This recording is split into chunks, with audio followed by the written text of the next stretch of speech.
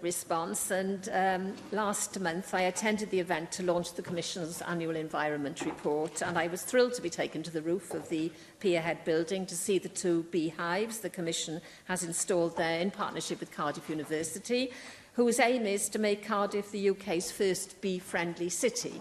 So that's fantastic that we're contributing to that from here.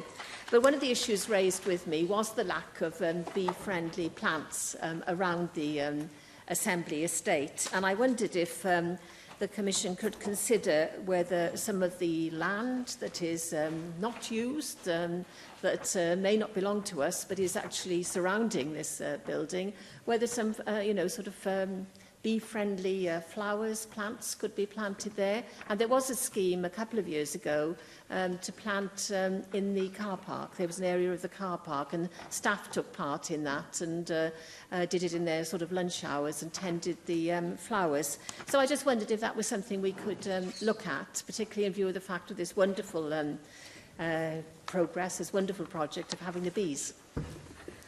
Like you, I've not been brave enough to visit the roof of the Pierhead to see the 2 beehives, but I'm very pleased that we're able to take part in that project. There are a number, as you've suggested, there are a number of places around the estate where there has been planting of bee-friendly pollinators, and that includes the car park, and there are and those plants and flowers remain in that car park, and also around the Senedd building. You will have noticed the planting in pot planting in the garden and outside the Senedd cafe. We've had a recent meeting with our officials with RSPB to look as well at what can be done to attract more wildlife and birds in particular to the estate by means of